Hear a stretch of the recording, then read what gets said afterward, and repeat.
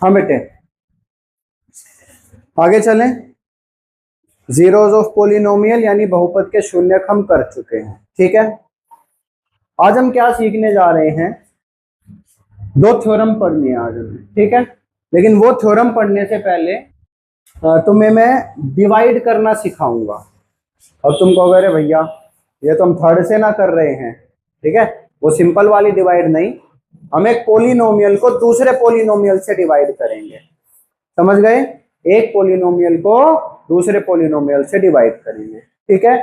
वो डिवीजन सिखाने के बाद फिर मैं तुम्हें जो है ये दोनों थ्योरम बताऊंगा कि ये दोनों थ्योरम क्या है, तब तुम्हें और अच्छे से समझ आएंगी, ठीक है। तो पहले हम दो पोलिनोमियल को डिवाइड करना सीखते हैं। चलें क्या? लग नहीं रहा मुझे तुम तैयार हो करने के लिए, तो बोलो तो सही। मान लो मेरे पास दो पोलिनोमियल हैं, एक है P X is equal to 3x² plus x minus 1 और दूसरा पोलिनोमियल है G X is equal to x plus 1। ठीक बात है क्या? हाँ या ना? ये पी एक्स और जी एक्स सिर्फ नाम लिखने के लिए, ठीक है। एक पोलिनोमियल है p जिसमें हमारा जो वो है वेरिएबल है वो क्या है x। दूसरा पोलिनोमियल यानी बहुपद है g, उसमें भी वेरिएबल क्या है x। इन दोनों को मुझे डिवाइड करना है, मुझे क्या निकालना है? px divide by gx। समझ में आ गई क्या बात? ठीक है। नॉर्मल डिवीजन तो हमें करनी आती है, हाँ या ना? जैसे 981 को मान लो मुझे डिवाइड करना है 3 से, 3 3 जा 9, माइनस किया 0, नीचे आया 8, 3 2 जा 6, माइनस किया 2, नीचे आया 1 और 3 7 जा 21। ठीक है, इसको हम क्या बोलते हैं? रिमाइंडर।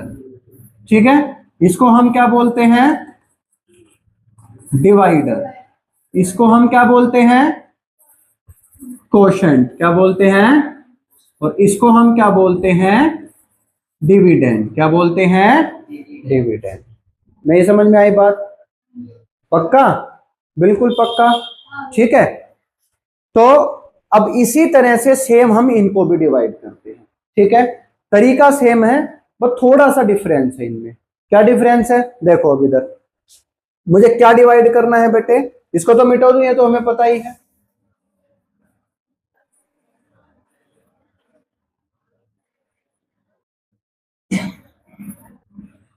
आ जाओ, मुझे डिवाइड करना है 3x² प्लस x माइनस 1 को मुझे डिवाइड करना है x प्लस 1 से।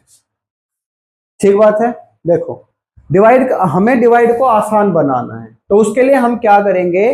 पहले इनको ऐसे अरेंज कर लेंगे कि वेरिएबल की सबसे बड़ी पावर सबसे पहले, उसके बाद उससे छोटी पावर, उसके बाद उससे छोटी, उससे छोटी, और लास्ट में क्या है? कांस्टेंट। लास्ट में क्या है?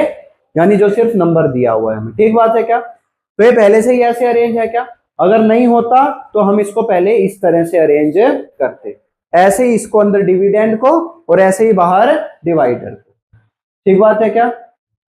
ऐसे ही भाजक को और ऐसे ही भाज्य को, दोनों को ऐसे अरेंज करते हैं, ठीक है। अब क्या करना है? देखो हमें जो डिवाइडर है उसकी पहली टर्म लेनी है और जो डिविडेंड है उसकी भी पहली टर्म लेनी है। ठीक बात है क्या? चाहे इसमें 10 टर्म हो, इसमें 5 टर्म हो, इसमें 20 टर्म हो, इसमें कितनी भी टर्म हो, कितनी कितनी टर्म हो, उससे कोई मतलब नहीं है हमें।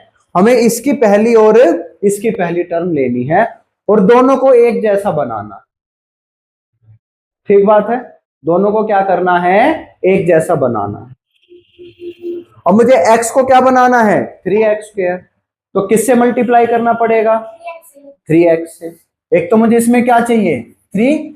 अब x की पावर 1 है, मुझे कितनी बनानी है? 2, तो एक x भी चाहिए मुझे। ठीक बात है क्या? तो मैंने x को 3x से मल्टीप्लाई किया तो क्या बन गया? 3x²। इसमें कोई डाउट है क्या? लेकिन क्या, ये तो पूरा ही मल्टीप्लाई होगा इससे, होगा या नहीं होगा? ठीक बात है क्या? तो अब एक को 3x से मल्टीप्लाई करूंगा तो क्या बन जाएगा 3x, क्या बन जाएगा 1 को 3x से मल्टीप्लाई। देखो ये क्यों लिया मैंने, क्योंकि मुझे इसके जैसा बनाना है, ठीक है। अब इसको मल्टीप्लाई किया इससे तो 1 को भी इससे मल्टीप्लाई करना पड़ेगा, ठीक बात है। तो 1 को 3x से करूंगा तो क्या बन जाएगा 3x बन जाएगा, और लाइक टर्म के नीचे लाइक टर्म लिखनी है मुझे, तो 3x यानी x वाली टर्म है, तो x वाली टर्म इनमें से और कहां पर है, ये रही, ठीक है। तो इसके नीचे मैं क्या लिख दूंगा, ये भी प्लस का ये भी प्लस का, तो प्लस का 3x। समझ में आया। अब जैसे सिंपल डिवाइड में माइनस करते हैं, अब इसमें भी क्या करना है माइनस, लेकिन माइनस करते हुए एक बात ध्यान रखनी है, मुझे इस पूरे में से ये पूरा माइनस करना है, यानी कि इस पूरे के आगे कैसा साइन आएगा माइनस का, ये पूरा ही तो माइनस करना है, और जब बाहर माइनस का साइन है तो ये प्लस क्या बन जाएगा माइनस, ये प्लस क्या बन जाएगा, ये बात जरूर ध्यान रखनी है, साइन बदल जाएंगे, ठीक है। अब plus 3x² minus 3x², cut गया क्या, 1x में से 3x माइनस करूंगा तो माइनस 2x, क्या आएगा माइनस 2x, ठीक बात है क्या। अब जो बचा वो नीचे यूं का यूं ले आओ, जो भी कुछ बचेगा सब नीचे यूं का यूं, अभी सिर्फ -1 बचा है तो सिर्फ -1 नीचे रख दूंगा, ठीक बात है क्या। चलो अब फिर वही चीज, इसका पहला और इसका पहला दोनों एक जैसे बनाने हैं मुझे। अब x को मुझे क्या बनाना है -2x, तो किससे मल्टीप्लाई करूं x को -2 से, ठीक है ना। एक तो मुझे क्या चाहिए माइनस चाहिए और एक क्या चाहिए 2, तो -2 को x से करूंगा तो क्या बन जाएगा -2x। कोई दिक्कत है क्या इसमें, ठीक है, लेकिन इसको करा है तो इसको भी करना पड़ेगा, तो -2 को 1 से मल्टीप्लाई करूंगा तो -2, और कांस्टेंट टर्म कौन सी है ये वाली, तो इसके नीचे ही आ जाएगी। फिर इसको क्या करना है माइनस, अब ये माइनस का है तो ये का हो जाएगा, और ये माइनस का है तो ये भी, अब ये -2x + 2x ये तो कट गए, ये माइनस का 1 प्लस का 2, तो आंसर क्या आ गया 1, क्या आ गया, यानी जो हाँ रिमाइंडर जो मेरा क्या बचा वो 1 बचा। समझ में आई बात, पक्की बात है, डिवाइड कर लोगे, अब कर लोगे ना पक्का, ठीक है। ऐसे भी कर सकते हैं ना, क्योंकि x² + 1 है, उसके बाद हमने नीचे 3x² + में x नीचे हमने 3x² + में 3x लिखा, तो पहले हमने इसको इससे किया तो 3x आया, उसके बाद 1 को भी हमने 3x से किया। हाँ इन दोनों को करना है, इधर जितनी भी टर्म होंगी उन सब को उससे मल्टीप्लाई करना पड़ेगा, जितनी भी टर्म होंगी इधर, फिर हम ढूंढेंगे कि वैसी टर्म कौन सी है, यानी उसके लाइक टर्म कौन सी है, उसी के नीचे उसे लिख देंगे, फिर सोल्व कर देंगे। समझ में आई बात, ठीक बात है क्या, चलो ठीक है। अब ऐसे हम इसको डिवाइड करते हैं, ठीक बात है। अब कई बार क्वेश्चन क्या दे देता है, अब मैं तुम्हें कराने जा रहा हूं बेटे रिमाइंडर थ्योरम, क्या करवाने जा रहा हूं रिमाइंडर थ्योरम, ठीक बात है। कई बार एक नंबर में क्वेश्चन, अभी पीछे तो पिछले 2-3 साल से तो तुम्हारे सिलेबस से ये हटाई हुआ था, जो डिवीजन मैंने तुम्हें सिखाई है ना वो हटी हुई थी पिछले 2-3 साल से, ठीक बात है क्या। अभी नया जो सिलेबस इंट्रोड्यूस हो रहा है उसमें पता नहीं है या नहीं है, लेकिन फिर भी मैंने तुम्हें वो सिखा दिया, समझ में आ गया ना, ठीक है। अब मान लो कि 1 नंबर का क्वेश्चन आ गया, कितने नंबर का 1 नंबर का, px क्या था 3x² - 2x -1 या +2x था, 3x² + x था,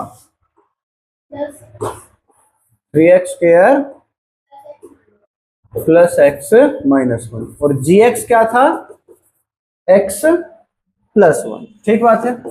अब मान लो 1 नंबर में क्वेश्चन आ गया कि बताओ जब मैं इसको इससे डिवाइड करूंगा तो मुझे बताओ रिमाइंडर कितना बचेगा, क्या कितना बचेगा रिमाइंडर कितना बचेगा, सीधा सीधा ऐसे पूछ लिया, 1 नंबर का क्वेश्चन है।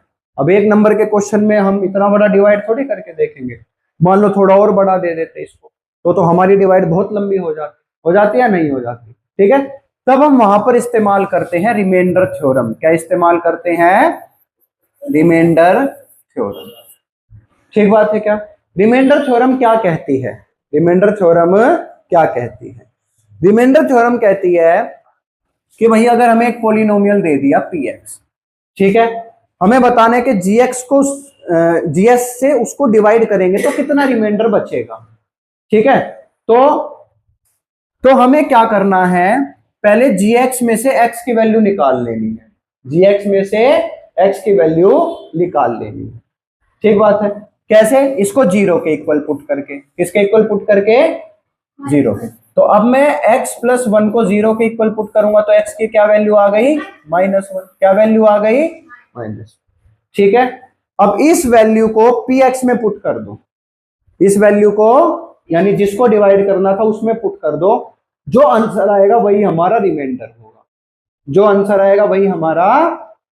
ठीक है, करने की जरूरत ही नहीं है, सीधा वैल्यू पुट करो। इससे डिवाइड करना है ना तो यहां से x की वैल्यू निकालो और इसमें पुट करो।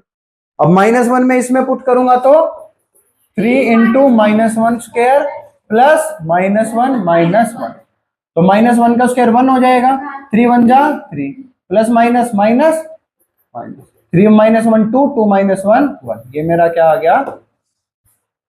क्या 1 ही आया था क्या? ठीक है। तो अगर पेपर में देता है डिवाइड करके दिखाओ तो हम वैसे करेंगे, नहीं तो हम सीधा क्या लगाएंगे? Remainder theorem. डिवाइड ही करके दिखाओ तो डिवाइड करना है हमें। एक नंबर के क्वेश्चन में बोले डिवाइड करने का काम नहीं है। नहीं, डिवाइड करने को नहीं बोलेगा, सीधा हमसे पूछेगा बताओ रिमाइंडर कितना बचेगा। तो हमें कौन सी थ्योरम लगानी है? रिमाइंडर थ्योरम लगानी है। ठीक बात है क्या? अच्छा, अब इसी रिमाइंडर थ्योरम का एक पार्ट या फिर इसी का एक स्पेशल केस होता है जिसे हम बोलते हैं फैक्टर थ्योरम। क्या बोलते हैं? Factor theorem. ठीक है, ध्यान से समझना फैक्टर थ्योरम क्या होती है। अब मैं तुमसे एक सवाल पूछना चाहता हूं। मैं 8 को डिवाइड करता हूं 2 से, 8 को डिवाइड करता हूं 2 से, ध्यान से समझना। तो रिमाइंडर कितना बचेगा?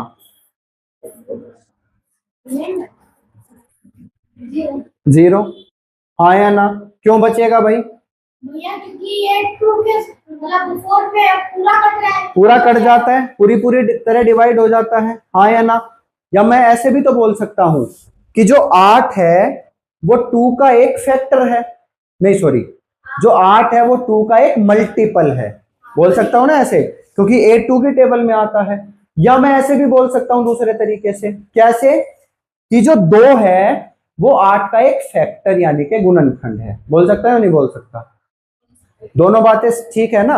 8 इसका मल्टीपल है और 2 8 का फैक्टर है। ये तो हमने चैप्टर भी पढ़ा था, I am your multiple and you are my factor. ऐसे नाम से एक चैप्टर था ना, 6th या 7th में, कौन या 5th में था ना ऐसा, मैं तेरा भाजक तू मेरा गुणज, ऐसे करके एक था, 5th में था, है ना?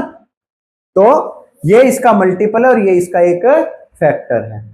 समझ में आ गई ना बात? यानी अगर मैं एक नंबर को दूसरे नंबर से डिवाइड कर रहा हूं और अगर रिमाइंडर में आ जाए 0 तो वो उससे पूरी पूरी तरह डिवाइड हो जाता है।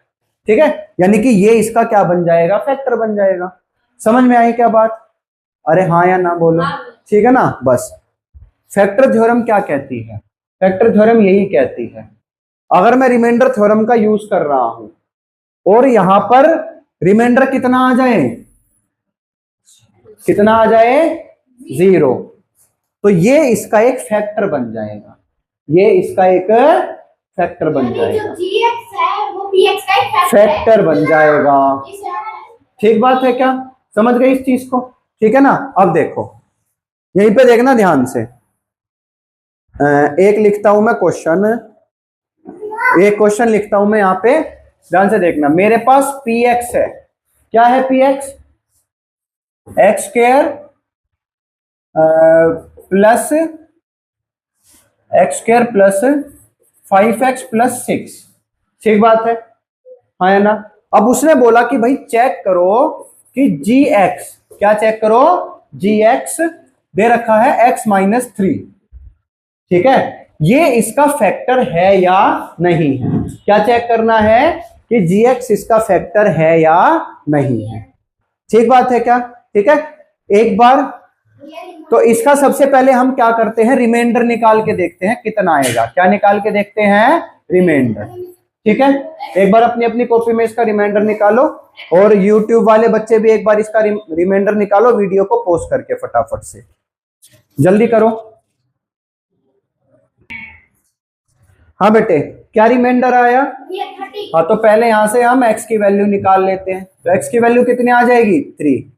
अब यहां पर पुट करते हैं x square plus 5x plus 6 में 3 square plus 5 into 3 plus 6, 9 plus 15 plus 6 कितना आ गया?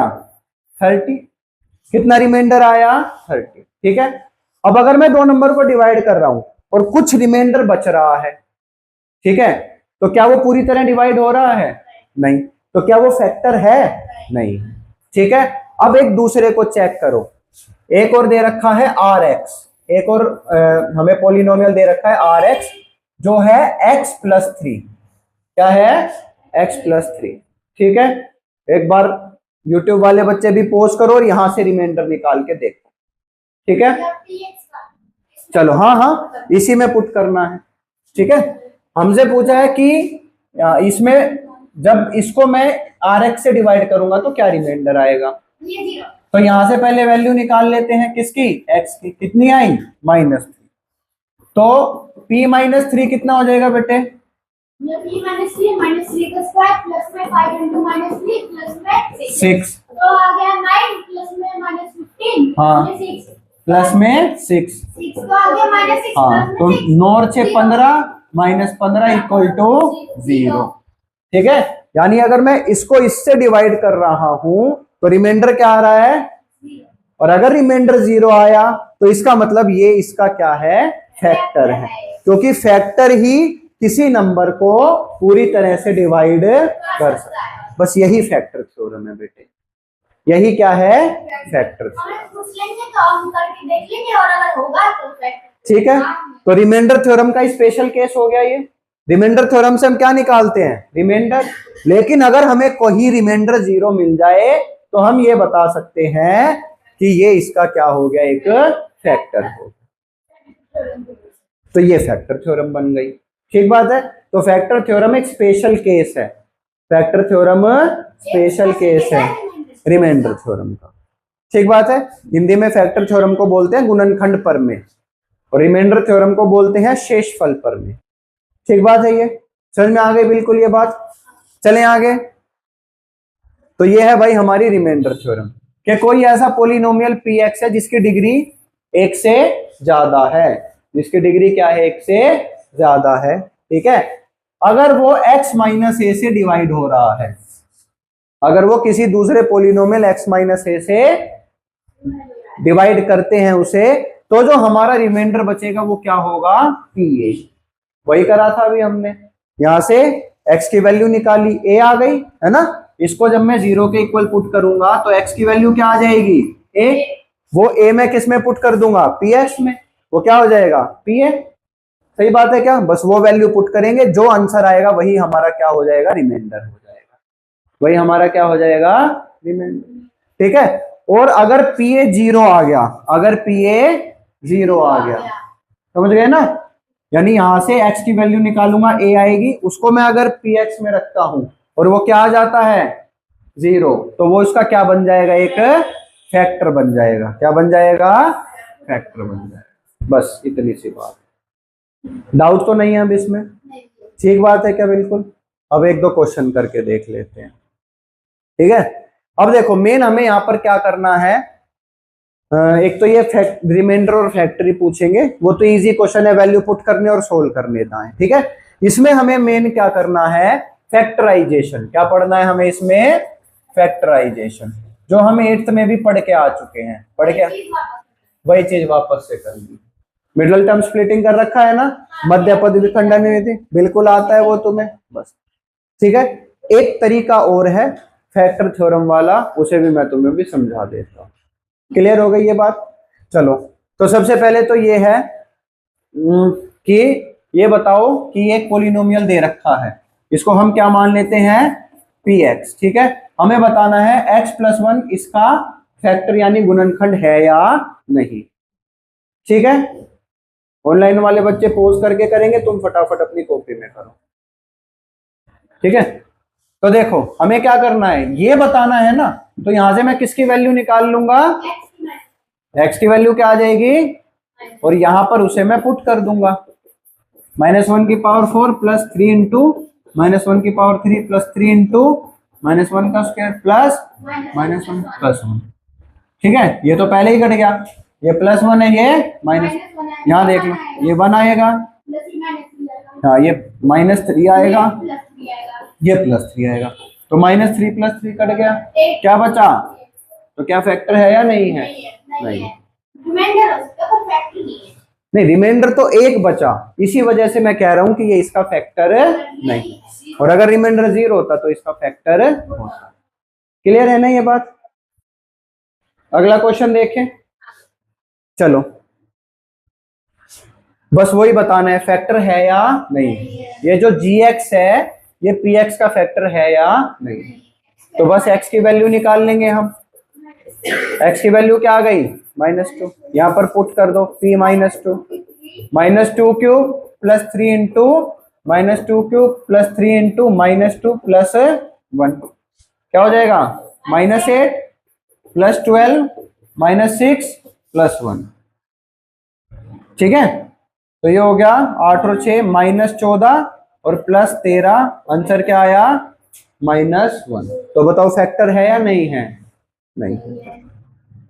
ठीक है, x की जगह क्या पुट कर देना है? -2। ठीक बात है। चलो यहां से जिससे डिवाइड करना है या जिसको फैक्टर बताना है वहां से हम x की वैल्यू निकालेंगे। ठीक है, और जिसका फैक्टर बताना है, जिसका गुणनखंड बताना है उसमें पुट कर देंगे। अगर रिमाइंडर 0 आता है तो फैक्टर है यानी गुणनखंड है, वरना नहीं है। ठीक बात है क्या? अब देखो ऐसा पेपर में वैसा क्वेश्चन आ सकता है। ठीक है, ज्यादा चांस कैसे क्वेश्चन आने के हैं? ऐसे क्वेश्चन आने के। ध्यान से पढ़ो क्वेश्चन क्या है। उसने हमें बता दिया कि ये एक पॉलिनोमियल है, ठीक है, ये एक बहुपद है और ये इसका फैक्टर है। इसने हमें बता दिया कि ये इसका फैक्टर है। समझ गए? बताओ k की वैल्यू क्या होगी? बताओ k की वैल्यू क्या होगी? कैसे करेंगे? थोड़ा सोच के देखो इसको। इसने बोल दिया ये इसका फैक्टर है, तो बताओ k की वैल्यू क्या होगी? इसका आंसर x -1 है।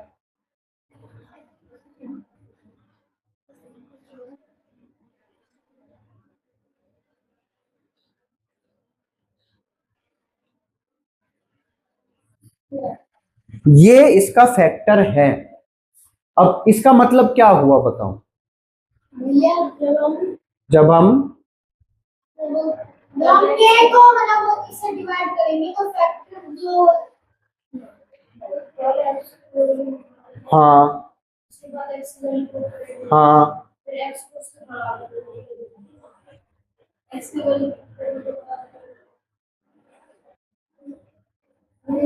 अगर ये इसका फैक्टर है तो जब यहां से मैं x की वैल्यू निकाल के यहां पुट करूंगा तो ये किसके इक्वल हो जाएगा? रिमाइंडर क्या आएगा? 0 ही आएगा ना। मतलब यहां से अगर मैं x की वैल्यू निकाल के यहां पुट करूंगा और ये इसका फैक्टर है तो रिमाइंडर क्या? 0। बस यही करना है हमें। यहां से x की वैल्यू निकालो, क्या आ गई? 1। अब इसने हमें बता ही दिया ये भाई फैक्टर है इसका, और अगर ये फैक्टर है तो P1 किसके इक्वल आना चाहिए? 0। तो बस इसमें वैल्यू पुट करो, 2 इंटू 1 का square plus k into 1 plus 2 is equal to क्या हो जाएगा? 0। क्योंकि हमें पता है 1 रखने के बाद तो ये 0 बनना है। बस अब क्या बचा? सिर्फ k। तो 2 plus k plus 2 is equal to 0। तो k की वैल्यू क्या हो गई? ये हमारा आंसर हो गया, है ना? बस इसके बाद वो gx की जगह दिया था। हाँ। और इसमें बस इसमें हमें यहाँ पर नंबर देने के बजाय क्या दे दिया? k। अगर कोई नंबर देते, अगर -4 देते तो ये क्या बनता? 0। तो बस हमें यही निकालना था कि ये नंबर क्या होगा यहाँ पर। क्लियर हो गई ना ये बात? ठीक है, 4th क्वेश्चन पे आ जाओ। अब ये करना है हमें इसका क्या? गुणन, फैक्टराइजेशन। समझ में आया? अब इसको हम 2 तरीके से करेंगे। पहला तरीका तो जो हमें आता है और बहुत आसान लगता है हमें, जिसको हम बोलते हैं मिडल टर्म स्प्लिटिंग। ठीक है, और दूसरा करेंगे हम फैक्टर थ्योरम से। किससे करेंगे? फैक्टर थ्योरम से। ठीक बात है, तैयार हो क्या? पहला तो मक्खन मलाई है, ठीक है, फटाफट कर देते हैं, फिर दूसरा थोड़ा समझना पड़ेगा हमें। पक्का पक्का, चलो। तो मुझे दिया हुआ है 3x² - x - 4, यही दिया है क्या, ठीक है ना। अब मिडल टर्म ये होगी, x वाली होती है मिडल टर्म, यानी x की पावर यानी वेरिएबल की पावर 1 वाली मिडल टर्म होती है। पहली बात तो मिडल टर्म वाला फॉर्मूला हम क्वाड्रेटिक में ही लगा सकते हैं। किस में लगा सकते हैं, क्वाड्रेटिक यानी के द्विघात में ही लगा सकते हैं, और किसी में नहीं। और इसमें लगा सकते हैं तो जो मिडल टर्म होती है वो हमेशा x की पावर 1 वाली होती है, ये बात हमें ध्यान रखनी। अब इस मिडल टर्म को हमें तोड़ना है। कैसे तोड़ना है कि दो टुकड़ों में, उन दोनों टुकड़ों को मैं ऐड करूं तो क्या है मेरे पास, -x। क्या है, x को थोड़ी देर साइड में रखते हैं, -1 आए मेरे पास, क्या है माइनस, क्योंकि यहां पर x का कोफिशिएंट क्या है, -1, यानी जब दोनों टुकड़ों को ऐड करूं तो -1 आए, और जब दोनों टुकड़ों को मल्टीप्लाई करूं तो जो इसका और इसका मल्टीप्लीकेशन है वो आए। तो -4 को 3 से करूंगा तो नहीं, जो इसका और इसका पूरे का मल्टीप्लीकेशन है यानी -12x² आए। तो x को थोड़ी देर साइड में रखते हैं, सिर्फ न्यूमेरिकल वो डिजिट लेते हैं, क्या है -12 मल्टीप्लाई करके क्या है -12। इतनी बात तो समझ में आ गई क्या, ठीक बात है क्या। अच्छा, अब ये देख के मुझे क्या चीजें पता चल रही हैं, ये देख के मुझे क्या चीजें पता चल रही है, ठीक है। सबसे पहली बात तो यहां देख के दो नंबर को मैं मल्टीप्लाई कर रहा हूं तो माइनस में आंसर आ रहा है, यानी दोनों नंबर प्लस के नहीं हो सकते और दोनों नंबर माइनस के, क्योंकि प्लस प्लस भी प्लस होता है और प्लस इंटू माइनस भी प्लस होता है, यानी एक प्लस का होगा और एक माइनस का होगा। समझ में आई ना बात, एक नंबर प्लस का होगा और एक नंबर माइनस। दूसरी बात, ऐड करूंगा तो आंसर किस में आ रहा है, माइनस में। यहां से मुझे क्या पता चला कि जो माइनस वाला नंबर होगा वो बड़ा होगा और प्लस वाला छोटा होगा, तभी तो माइनस में आंसर आएगा। समझ गए ना, जैसे +5 और -6 इनको ऐड करूंगा तो ही तो -1 आएगा। अगर मैं प्लस वाला बड़ा ले लूं और माइनस वाला छोटा तो आंसर क्या आ जाएगा, +1 आ जाएगा। मुझे आंसर किस में लाना है, ऐड करके। समझ गए ना इस बात को, ठीक है। यानी एक नंबर प्लस होगा, एक माइनस होगा और माइनस वाला बड़ा होगा। तो अब बस मुझे ऐसे नंबर पता लगाने हैं जिनको मल्टीप्लाई करके 12 आता हो। तो 1 × 12, 2 × 6, 3 × 4। अब देखो किनको ऐड या सब, क्यों इन सबको अब वापस से फिर नीचे क्या आ जाएगा, 4 × 3। वो तो लिखने का फायदा है नहीं, वो तो मैं पहले ही लिख चुका हूं, है ना। ऐसे दो नंबर देखो जिनको ऐड या सब्ट्रैक्ट करने पे 1 आता हो, तो इनको ऐड करेंगे तो 13, माइनस करेंगे तो 11, ऐड करेंगे तो 8, माइनस करेंगे तो 4, इनको ऐड करेंगे तो 7, लेकिन माइनस करेंगे तो 1 आएगा, यानी यही पेयर है।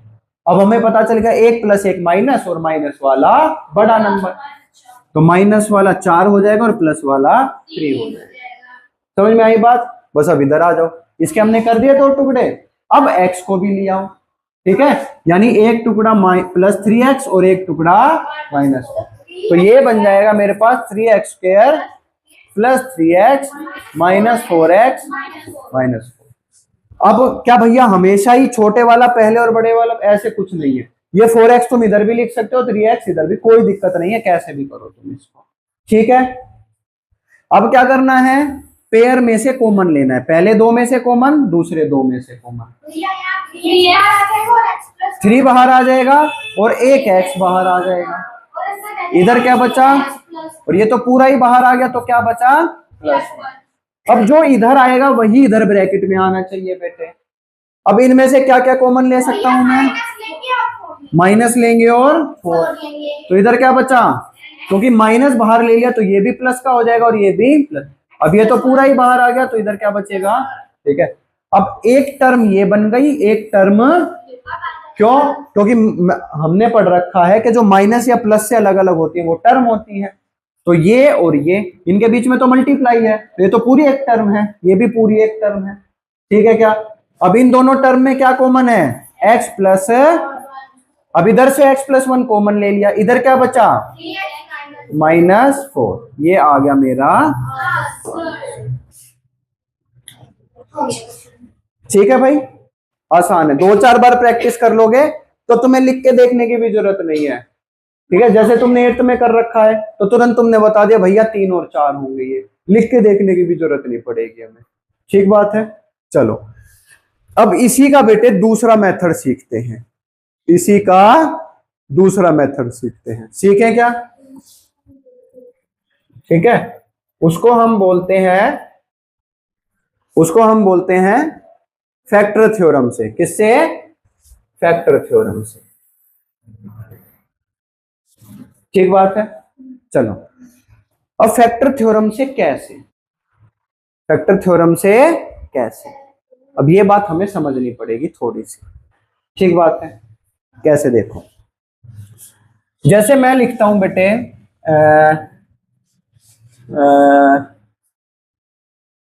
एक्स स्क्वायर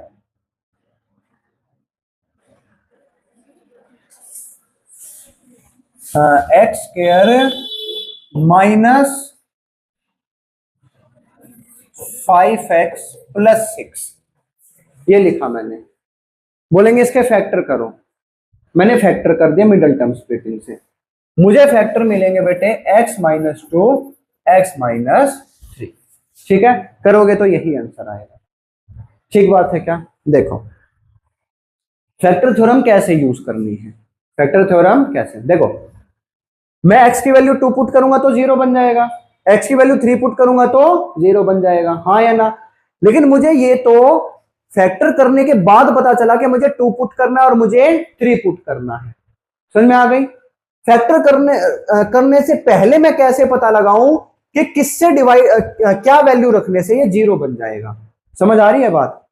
ये तो मैंने यहां पर लिख दिए फैक्टर, तो तुम्हें पता है मैं इसको 0 के इक्वल रखूंगा तो x की वैल्यू क्या आ जाएगी 2, मैं 2 इसमें पुट करूंगा तो रिमाइंडर क्या बचेगा 0, मैं इसमें 3 पुट करूंगा तो रिमाइंडर क्या बचेगा 0। ये तो मेरे को कब पता चला? जब मैंने फैक्टर पहले से ही देख लिए।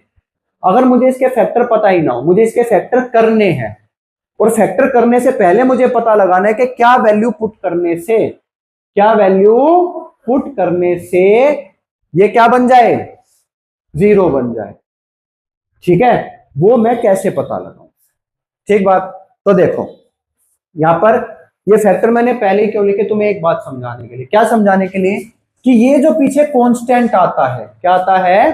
कांस्टेंट, कांस्टेंट है ये ना, ये अपनी वैल्यू नहीं बदलता, ये जो कांस्टेंट आता है, ठीक है बेटे, एक मिनट ये कॉल लेता हूं मैं।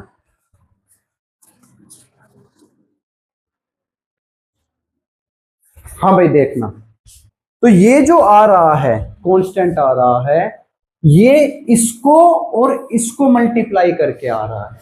देखो जरा, 3 2 जा माइनस माइनस प्लस। ठीक है, समझ में आया? यानी मैं कोई भी पॉलिनोमियल ले लूं, उसमें जो कांस्टेंट आएगा हमेशा वो उसके फैक्टर में जो कांस्टेंट होंगे उनको मल्टीप्लाई करके आएगा।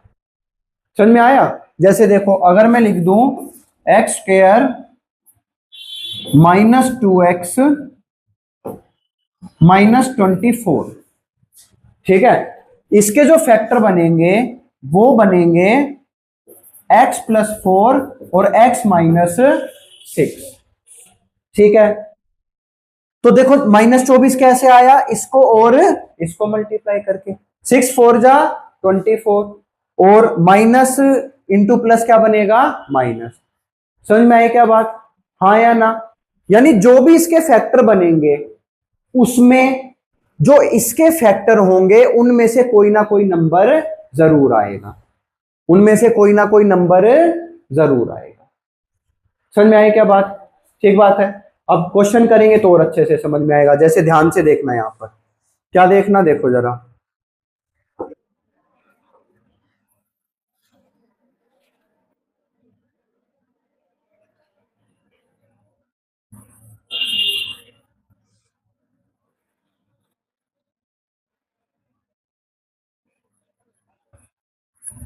इस वाले सॉफ्टवेयर में मिटाना बहुत पड़ता है, लिख दिया तो एक बार।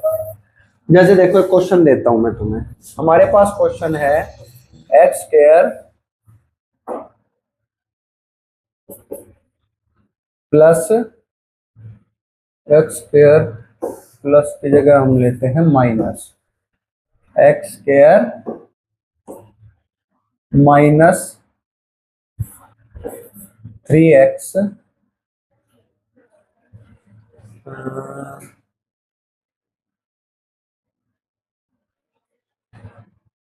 -4। ठीक है, बोल रहा है इसके फैक्टर करो, लेकिन मिडल टर्म स्प्लिटिंग नहीं करनी। ठीक बात है। अब सबसे पहली बात तो इसकी पावर कितनी है, 2। जितनी डिग्री होती है उतने ही क्या आते हैं, जीरोस, बताई थी मैंने, और उतने ही क्या आएंगे, फैक्टर बनेंगे। तो इसके 2 फैक्टर बनेंगे, बनेंगे या नहीं बनेंगे, एक x प्लस माइनस कुछ और दूसरा भी x प्लस माइनस कुछ, ये बनेंगे ना। ठीक है, अभी हमने क्या सीखा कि जो यहां पर नंबर आएगा वो इसका फैक्टर होगा कोई ना कोई, हाँ या ना, क्योंकि इन दोनों को ही मल्टीप्लाई करके ये आएगा।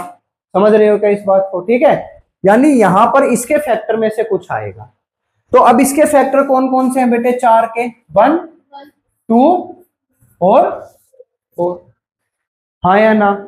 अब वो 1 प्लस का भी हो सकता है और 2 प्लस का भी हो सकता है और 4 प्लस का भी हो सकता है और, ठीक बात है। यानी टोटल कितने नंबर बने, 2 4 और 6, उन 6 में से ही कोई ना कोई यहां पर आएगा। समझ में आ गई बात? अब वो मैं पता कैसे लगाऊं कि कौन सा आएगा, वो मुझे फैक्टर थ्योरम बताएगी। क्या बताएगी? यहां यूज होगी फैक्टर थ्योरम।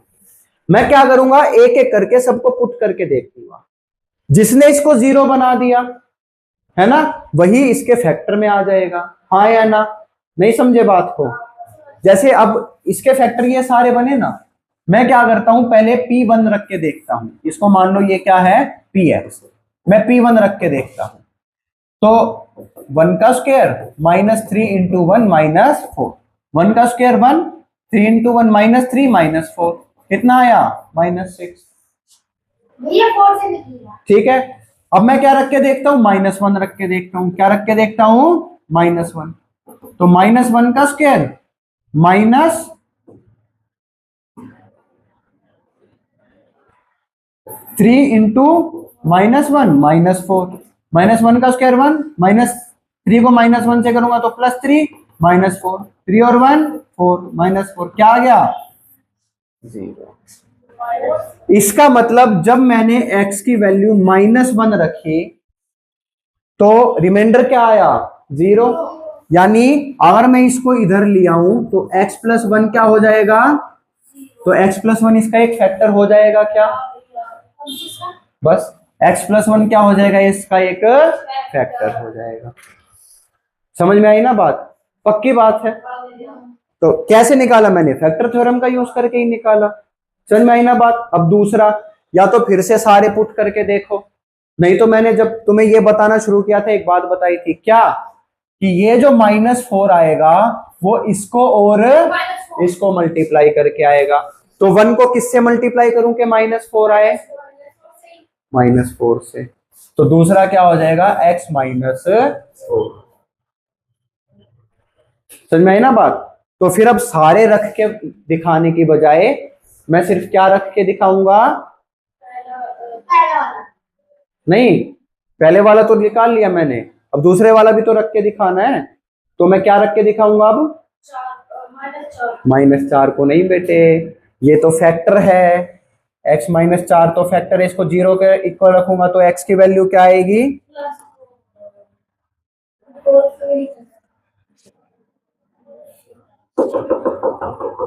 अरे यार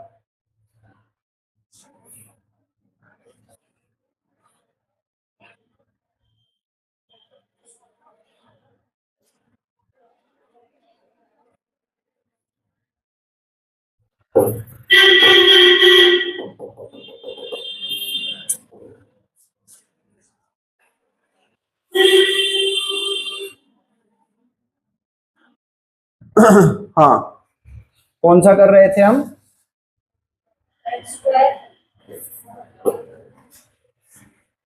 स्क्वायर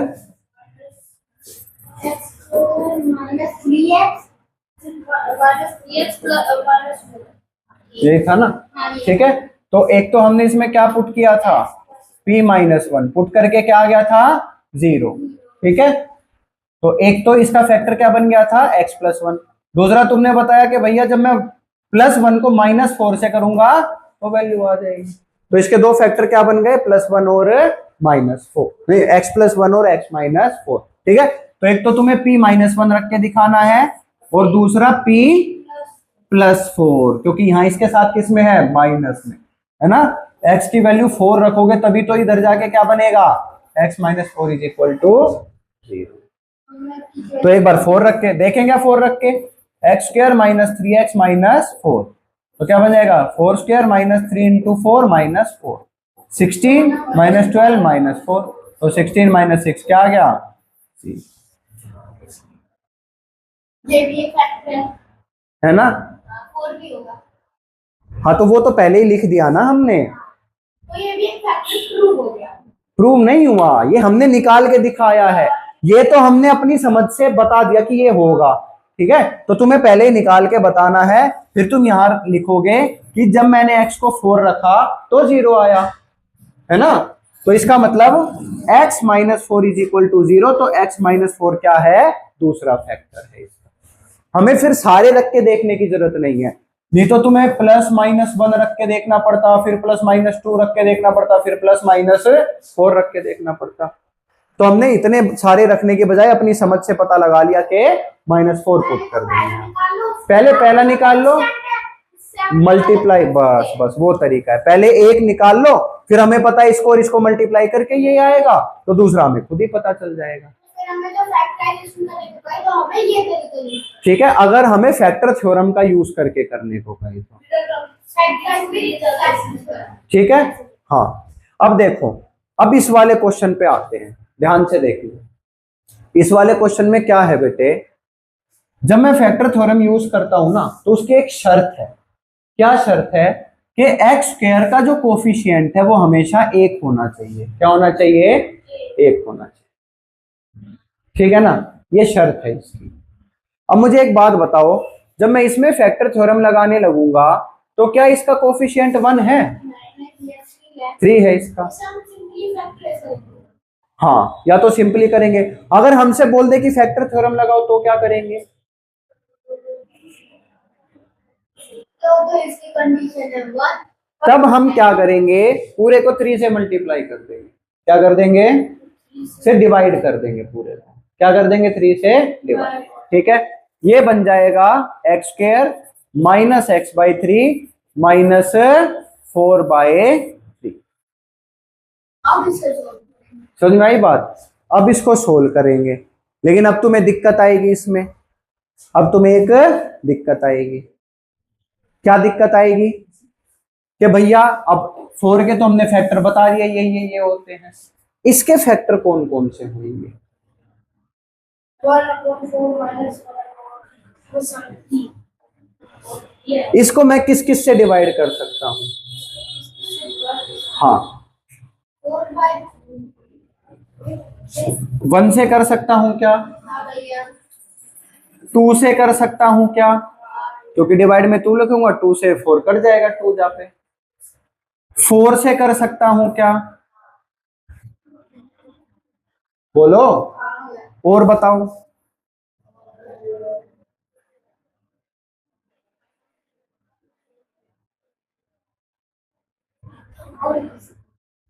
सोचो, ओए 0 तो अरे किसी नंबर को 0 से डिवाइड कर ही नहीं सकते, नॉट डिफाइंड आ जाएगा वो। हाँ, और बताओ, सोचो।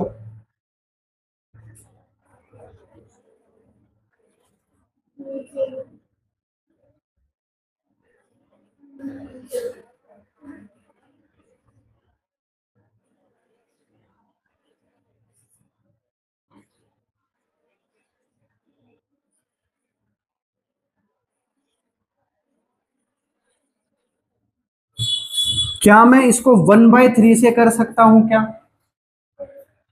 देखो 4/3 को जब मैं डिवाइड करूंगा 1/3 से, तो ये क्या बन जाएगा, मल्टीप्लाई, और ये क्या हो जाएगा, उल्टा, इससे ये कैंसिल। समझे या नहीं समझे, ठीक है, तो किससे कर सकता हूं, प्लस माइनस 1/3। ठीक है, आगे सेम तरीका है, पुट करके देखो, और जब पुट करके देखोगे तो जहां 0 आ जाएगा वही क्या हो जाएगा, इसका फैक्टर हो जाएगा। ठीक बात है।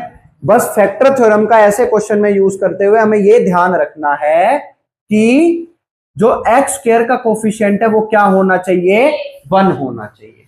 तो उसको 1 बनाने के लिए जो उसका कोफिशिएंट है उससे डिवाइड कर देंगे इसको, हाँ या ना। उसके बाद जो कांस्टेंट आया देखेंगे वो किस किस से डिवाइड हो सकता है। तो ऊपर वाला जिससे डिवाइड हो सकता है, यानी जो ऊपर वाले के फैक्टर हैं वो तो सारे के सारे हो ही जाएंगे। ठीक बात है क्या।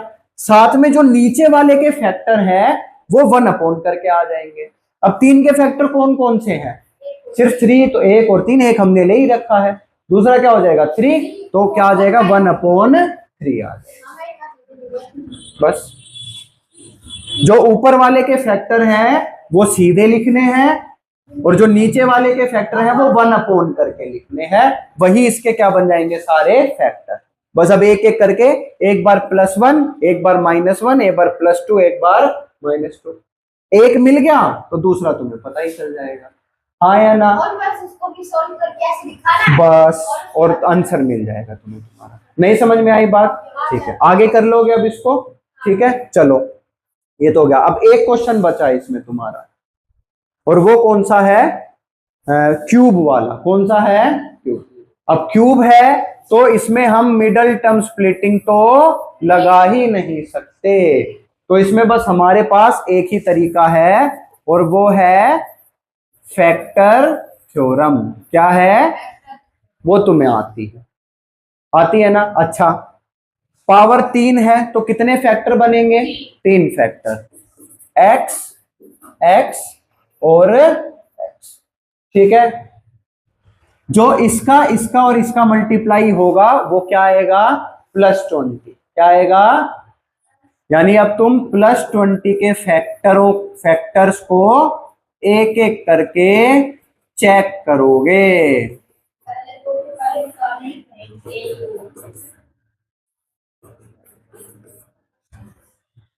ठीक है, 2 तो निकाल के ही देखने पड़ेंगे रख रख के, तीसरा तुम वैसे पता लगोगे, फिर सीधा वैसे रखोगे उसको।